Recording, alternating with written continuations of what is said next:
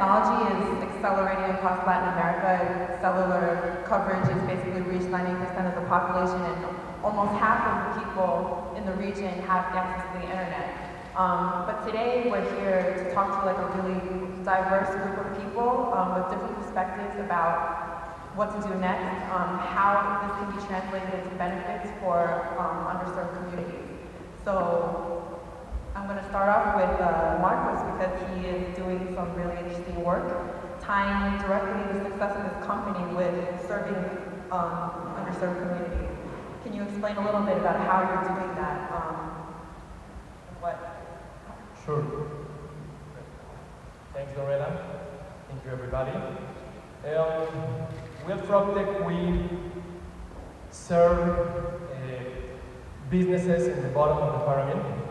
What we aim to do is to help micro-entrepreneurs understand their business in a better way, administrate it in a better way, work and make them more efficient. We have discovered that there are millions of micro-entrepreneurs working in the base of the pyramid, more specifically in the retail area. An important percentage of the GDP of the countries is on that traditional channel, and they're facing very serious challenges. Like, for example, convenience stores that open at a very fast pace, changing trends on the habits of their shoppers. And sometimes they feel alone. They don't know how to administrate their businesses in a better way, what to buy, how to accommodate their inventory to the demand. And we found out that we can generate a very simple tool. We called it My First Business Fisher Price. The name is Tienda Tech, and it's super easy application that helps this shopkeeper manage his business. And suddenly this shopkeeper passes from using paper and pencil to determine what to buy, to use a tablet and a scanner that advises him what to buy, with which provider, allows him to offer new services to their shopper, and makes the shop more competitive and with better probabilities to succeed in the future. How is your business model different than other companies that provide similar services? What we do is we are a social and for impact company. What we do is we are very interested in providing these services to the base of the pyramid people. We provide that solution for free.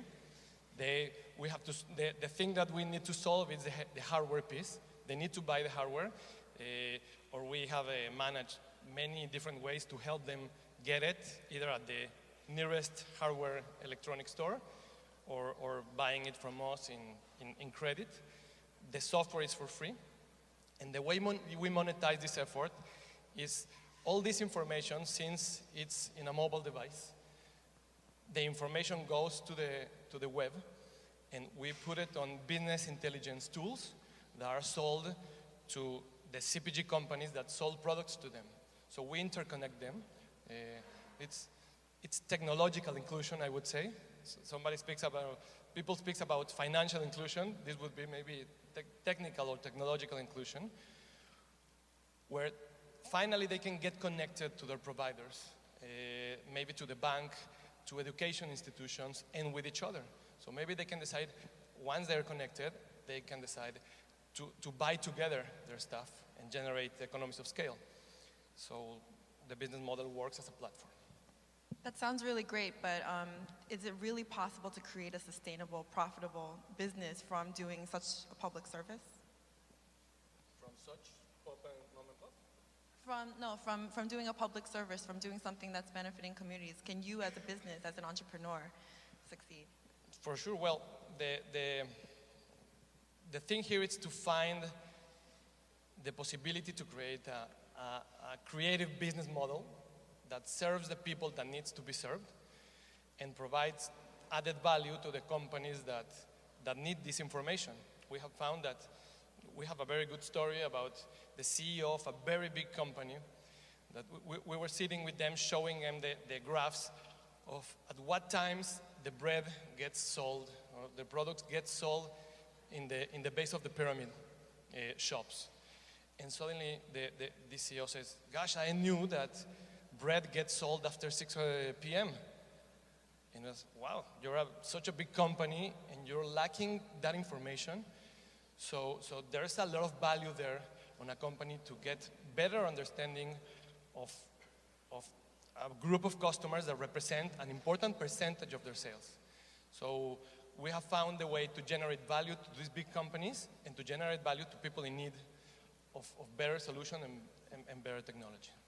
And where does your company stand now? Right now we created a business model in Mexico. Right now we are in Colombia, and we are doing some experiments in India and Ghana, and very soon in South Africa.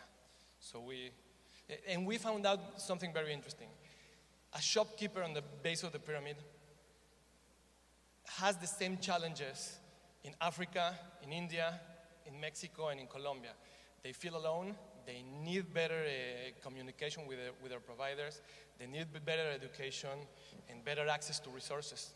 So we have found that either our tool is in Hindi or in Spanish or in English, it serves the same needs.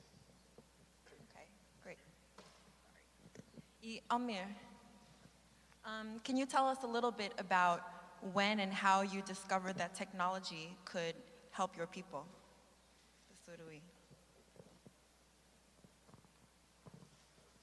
Então, boa tarde a todos.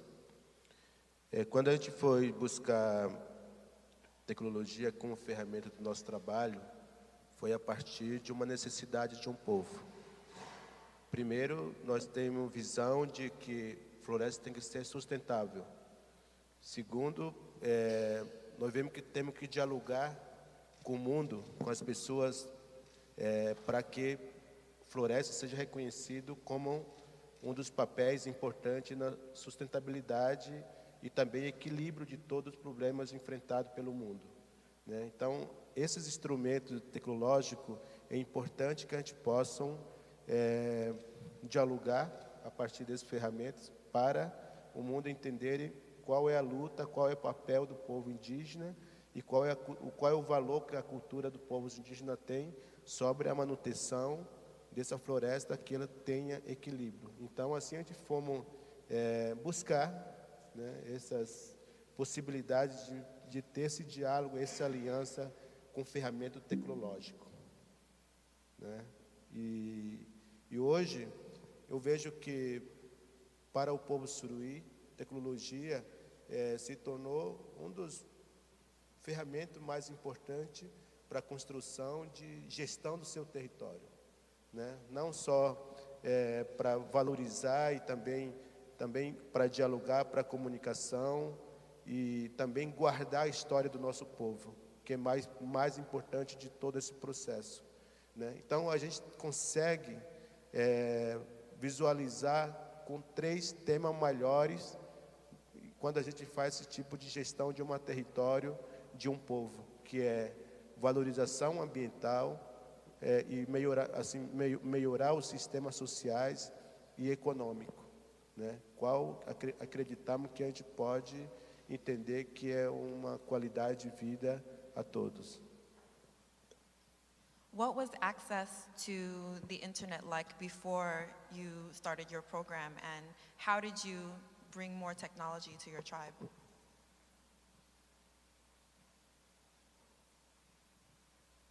Bom,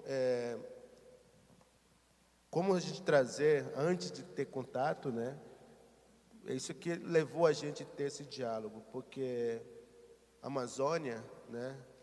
Até agora a Amazônia ainda tem esses conflitos de ocupação de terra, né? De território. Então, assim, o meu povo não tinha tecnologia ainda, né? Por isso que a gente resolvemos utilizar essa tecnologia a partir de 95, né? Primeiro contato que a gente teve com internet, ou qualquer computador, ou celular, para a gente estar dialogando com as pessoas, né? Porque A gente não quer continuar tendo conflitos de opiniões e também de interesse, né? Nós queremos contribuir o bem comum de todos, né? E como fazer isso? Criando a consciência, né? E nós não vamos fazer sozinho criar essa consciência. Nós temos que estar junto, né? E para estar junto, nós temos que criar esse ferramenta de diálogo, né? E de pensamento de bem comum a todos. Qual o rumo de futuro que queremos para o nosso mundo, né? Porque mesmo que estão falando da Amazônia, quer dizer, eu estou falando da Amazônia aqui e vocês falando de outro país, né? Tem essa ligação, não só ligação política, mas tem ligação cultural, econômico, de equilíbrio climático a todos, né? Então, por isso que temos que estar juntos e refletindo como que queremos, qual o mundo que queremos, né? Can you also tell us how technology has helped you communicate these ideas with people around the world?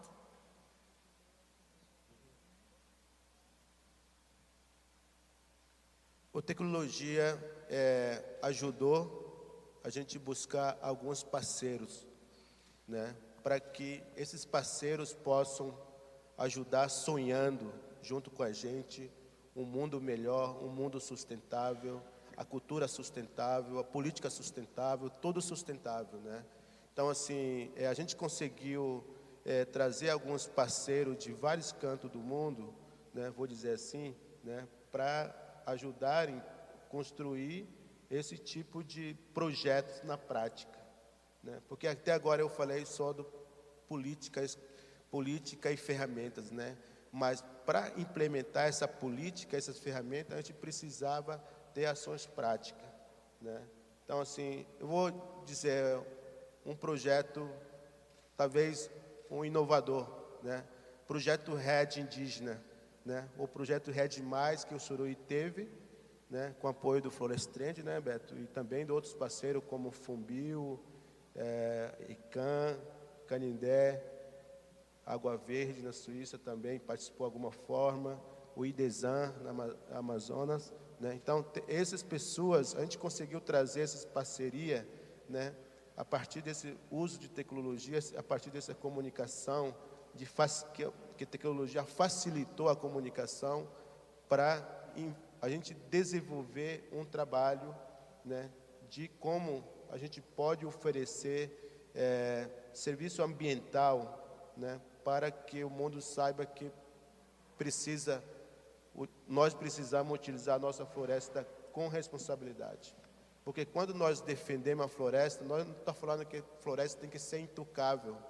Pelo contrário, nós estamos dizendo que é necessário construir uma estratégia de compromisso e de responsabilidade que a gente possa realmente garantir esses futuros para gerações futuras, né? E a gente vai só fazer isso acontecer porque se a gente criar essa responsabilidade, esse compromisso de uso de médio e longo prazo, né? Então, tecnologia, através dos nossos parceiros, trouxe essa construção dessa visão, né? Porque, além de facilitar a comunicação, ele criou uma agilidade do trabalho, né? Também, né? Então, assim, claro, nós estamos no século XXI, então temos que avançar cada vez mais para melhor, né? Mas quando a gente inserimos tecnologia como instrumento do nosso trabalho, claro que nós fomos questionados como povo indígena, né? Mas sempre eu falei com essas pessoas que questionavam, dizia assim, não, porque tecnologia não se faz sozinho, problemas. Quem que faz problema, a tecnologia, é as pessoas que estão por trás da tecnologia. Então, se o meu povo sabe por que e para que e como que utilizar a tecnologia, o bem comum, né? Por que não? Por que não? Né? Então, vamos fazer como que a gente possa contribuir nesse processo, nessa caminhada, né? De que tecnologia, hoje, né? É uma facilidade que pode facilitar e refletir junto, que pode mostrar qual o caminho que nós queremos para um mundo sustentável. Sebastián, I want to ask you, because we have seen these two examples of applications of technology as it's spreading across the region, but from what you do, can you explain, I guess, going forward, what the biggest challenges are to continuing this acceleration?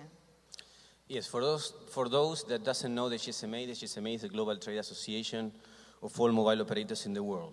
We have today 7 billion mobile connections in the world. And Latin America has passed the 100% penetration mark of mobile connections. And we have seen that mobile has enabled the people to access to basic telephone services, to voice. And we foresee that our future is also to deliver internet connectivity. And we see this particularly in Latin America. Today there are 160 million Latin Americans that use mobile broadband.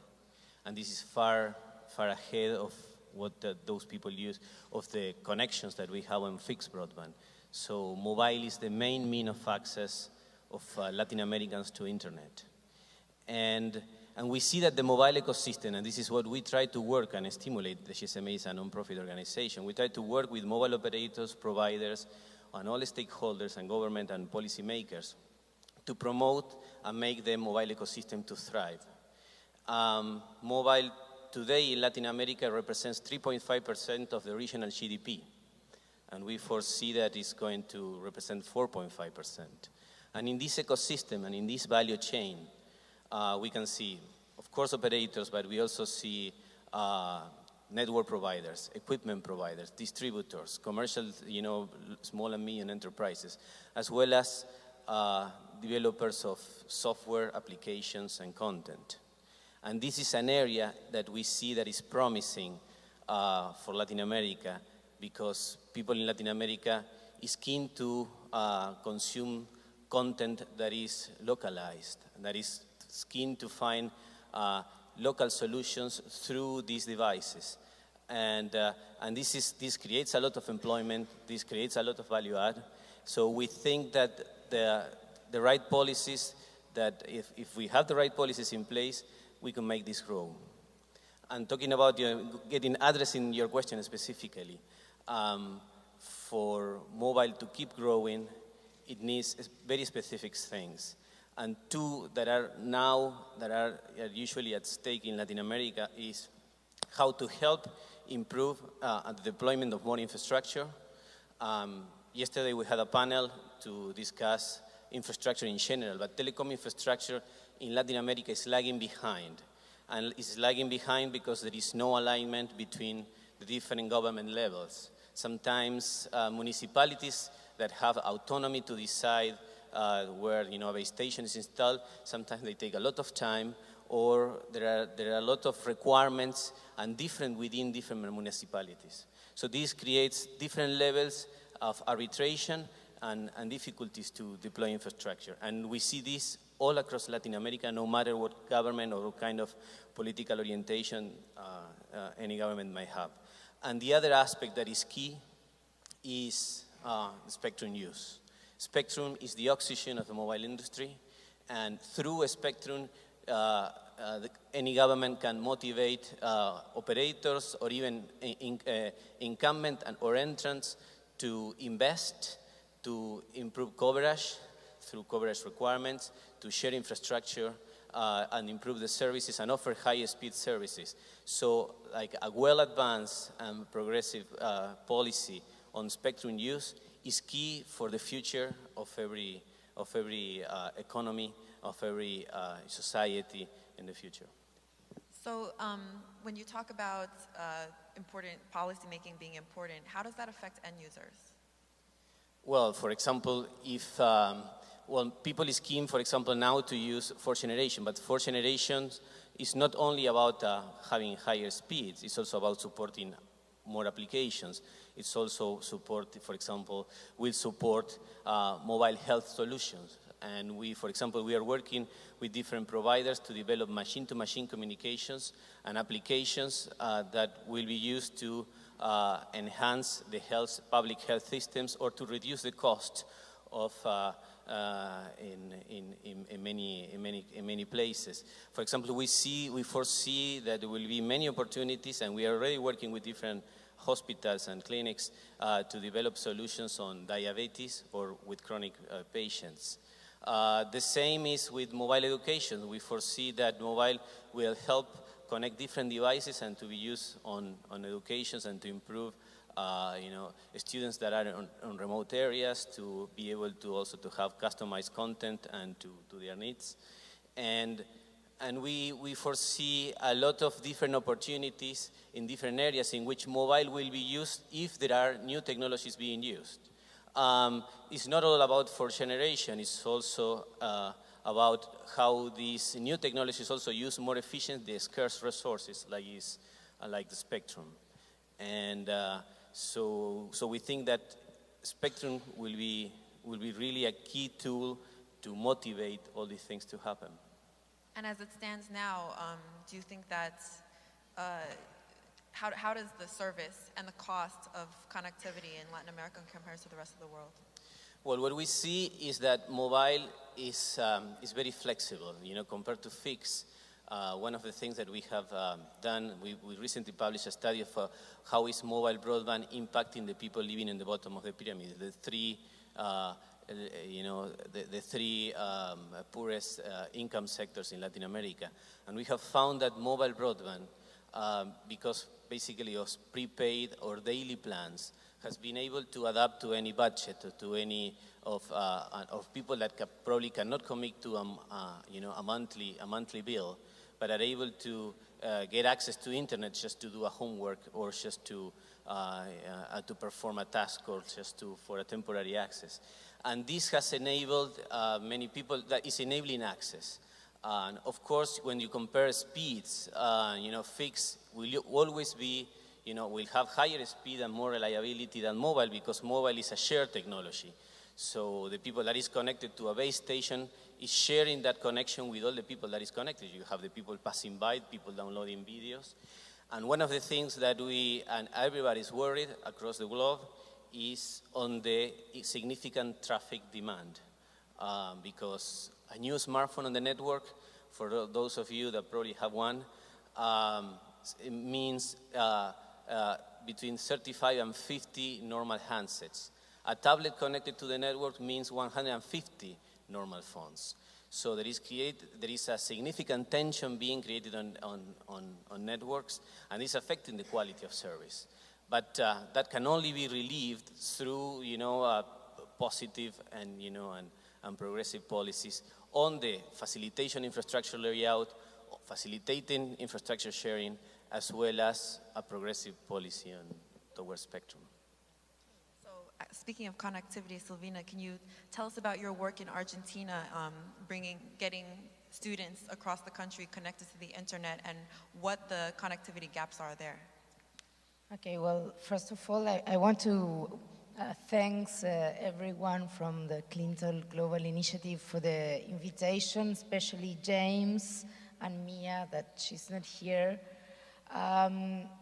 We in Argentina are, having this Conectar Igualdad program, and we are giving to each kid of secondary school and of special needs schools and to all the teachers of secondary schools and special needs kids schools, one computer, one netbook. And we already delivered 3,800,000 netbooks. That means Conectar Igualdad is the largest program in, giving computers to kids. But why is this important? Why are we doing that?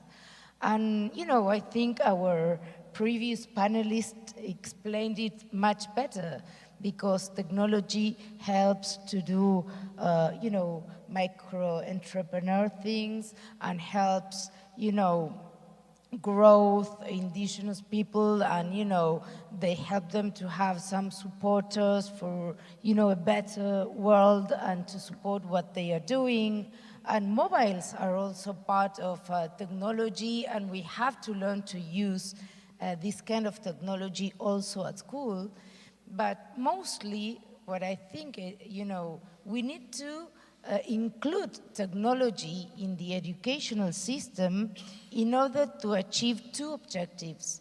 First is to reduce the technological, the digital gap in between the ones who can be part or who are part of the market and who can buy a computer, and then they know what is Facebook or what is Flickr or what is Twitter or what is to chat.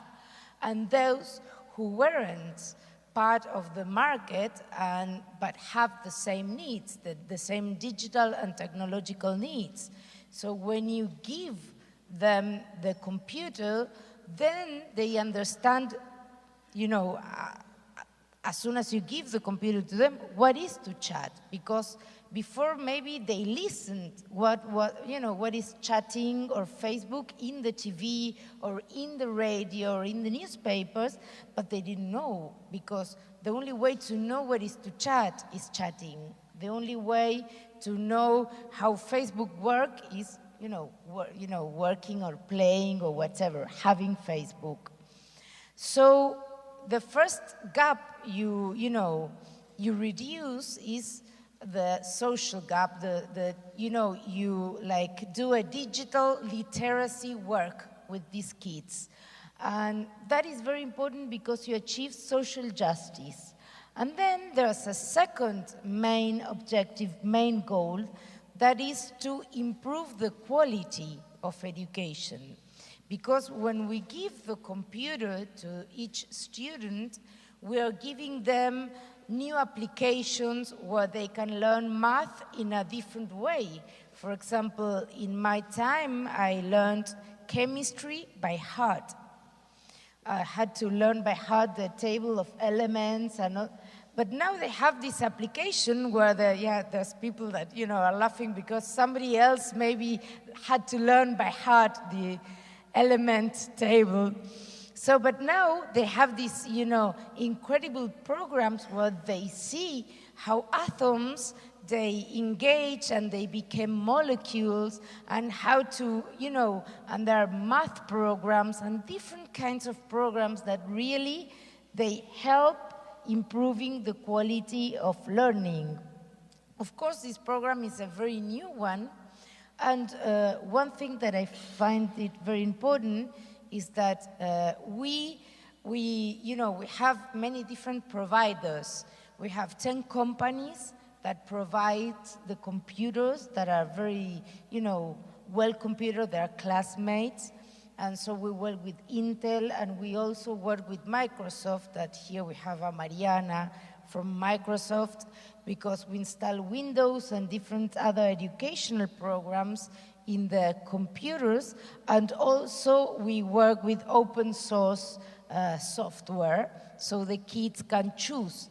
But the main goal is to, not to have passive or passive consumers, but to have and to educate intelligent consumers and also producers of technology. And this is the goal. If you can have a kid, as our kids that, they know how to use Facebook, that is not enough at all. Because they need to know, how to use the technology in an intelligent way. Some of the kids, as the research says, they think that every page in internet is true. And we all know that it is not true at all. And there are lots of lies, going on in internet. So we need to, to teach them how to distinguish when there's true information, where there's a lie in internet. And so there's a lot to do, but education without technology in the 21st century is almost impossible. But in Argentina, it wasn't only just about enhancing existing education, right? What can you explain a little bit about the situation that, the problems that needed to be addressed by your program? Yeah, because in 2006, we had a new law of education where we established that secondary education is compulsory for all the kids in age. So now we have almost 90% of the kids at the secondary school. But the problem was how to make them stay at school, how to help them graduate from school, how to help them graduate and knowing, social significant content when they finish their high school. So the idea of this program is to help this new compulsory, subsystem like a secondary school to be a reality, to happen.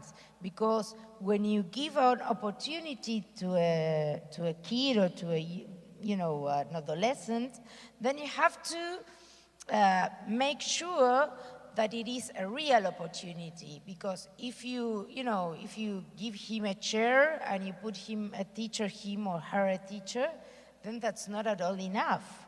I mean, making a level of education compulsory means that the kid can learn and the kid can graduate. It's going to take years and it's going to take decades. I mean, nobody can expect from a program that has 3 years to have an incredible impact in the quality of education.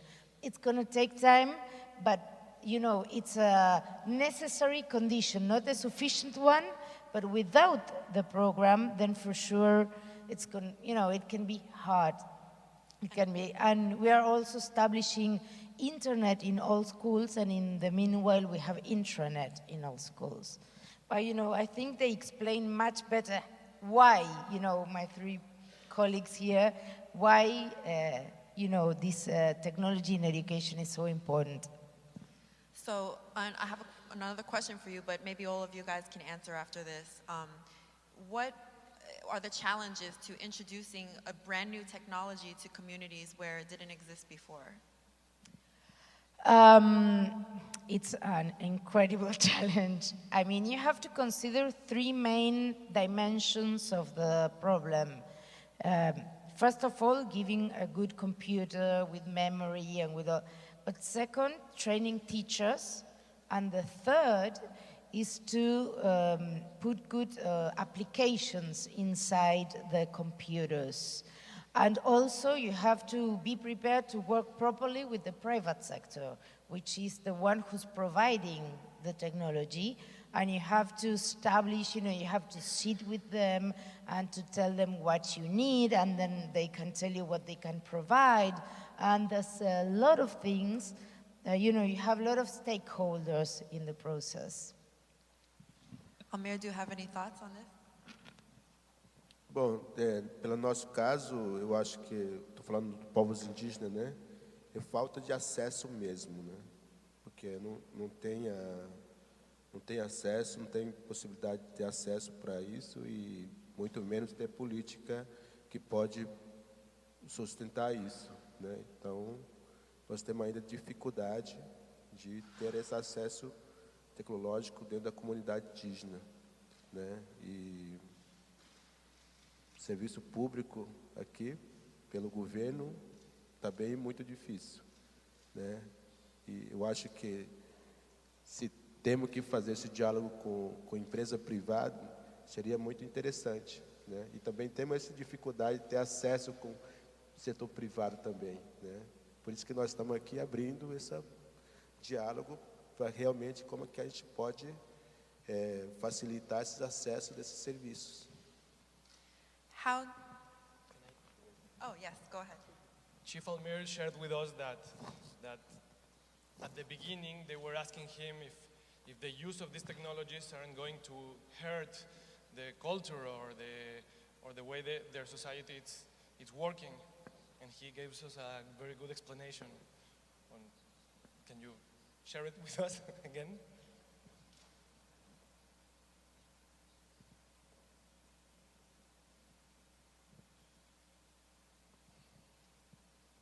Sim, quando questionava que ia prejudicar, eu dizia que, primeiro, né, cultura se avança.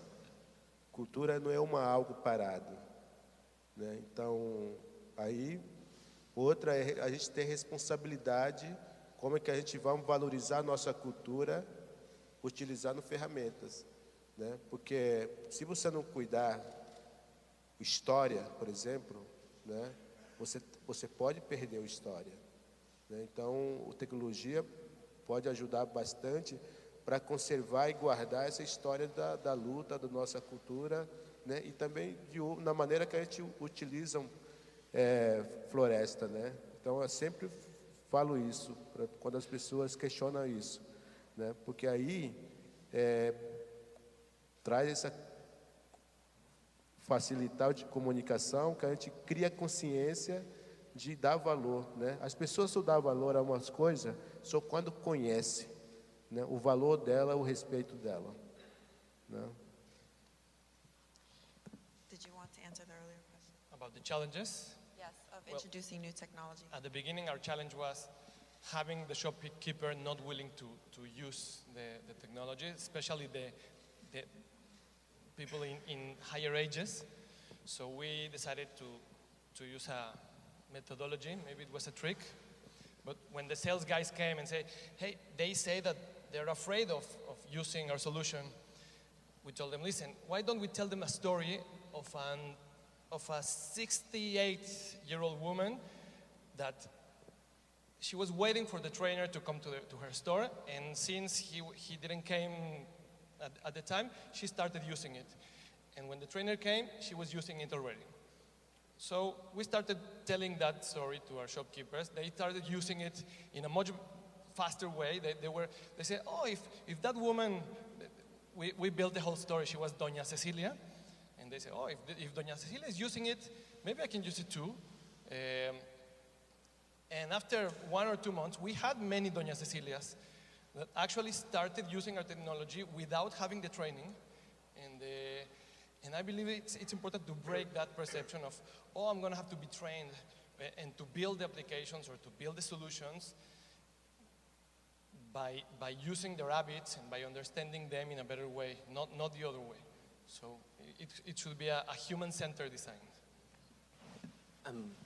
And of course, we are discussing about accessing to the technology, and then we have to think about, the connectivity, because no one can think today of a laptop that that is not connected to the internet, because it has like 80% less of what it can provide. So that's why improving connectivity is a matter of everyone. And the other idea that I wanted to put on the table is that in Latin America, internet usage is like 50% of the penetration, 50% of the population. However, mobile penetration is 100%. So most of the people know how to use a mobile device, but probably don't know how to use a computer. And the way that they can get introduced to a computer, which is obviously more powerful, maybe some smartphone providers will say, well, my smartphone is now much, much more powerful than probably the 83, 86 that you bought, your first computer, and it's probably true. And it's also true that, a smartphone today has more processing power than many of the rockets that went to the moon in the past.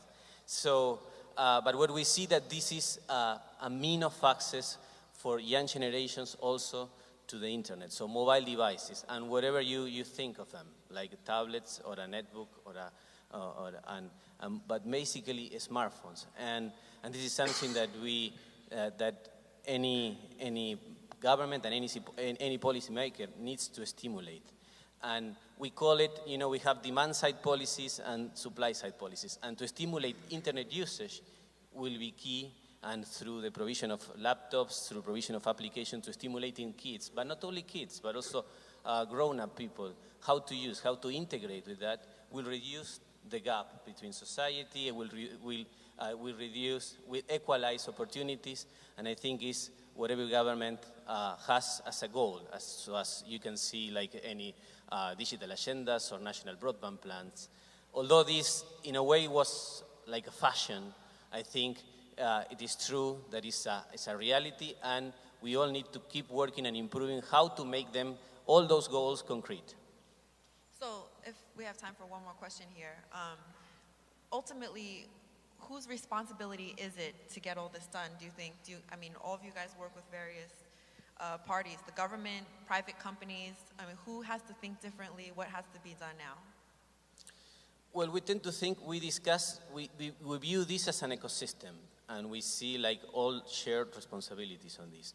We see the private sector has to do its own role, has to invest, has to really, work also on its own research and development, has to invest properly and try to be competitive and efficient. And I think government needs to stimulate those investments, to be channels to the right ways, to be also to correct the problems and the failures they might commit, and try not to cover in low-cost areas, and try to stimulate also the competition and stimulate those investments. And I think all of them and society has to provide feedback on what they need to use, decide what they like or not. This is the greater thing that consumers and users have is choice, right?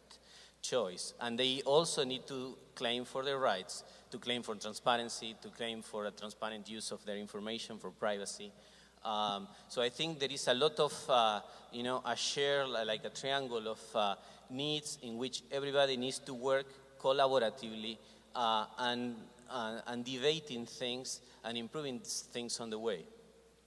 And Marcos, for you, the support you needed, getting funding for your company, was that, I guess, where do you think that responsibility falls? Well, being a company that is trying to create a new business model and that has found a new business opportunity, it was not super easy to find the funding, but you can always find people that is interested in our double bottom line, as they outline it, that is interested on the impact and on the return of investment too. And we have been lucky to find investors with that characteristics, that they have even showed us the importance of measuring the impact in a better way and in a formal way. And we have learned a lot from them. And although I believe that the industry of the impact investing is still young and is still learning how to manage the risk, I believe that it's a wave that is starting. Silvana, you have to deal with both private and public support, and how would you answer this question? Well, I think it is important to address that even though education is a principal responsibility of the state, in introducing technology, you need a very active market. For example, you need the computers to be cheap enough for, this huge amount of buyings. You need the market and the companies to understand that what may work in the private market cannot be good for the educational market. For example, all this discussion about tablets and netbooks. So tablets are not good enough for the educational system in Argentina, because that computer is the only device for most of the families. So you need a device where you can write, where you can produce writing, and the tablet is not. But so you have to understand that you are almost a partner of the private and state sector. And I think if you understand that, and if you can work together, it's great. You're in the best, because when you buy that amount of machines, you incentivize the developing of the companies, and you improve the market, and on the other way, you can improve the quality of education. So if you work in a proper way, you can, it's a very interesting partnership.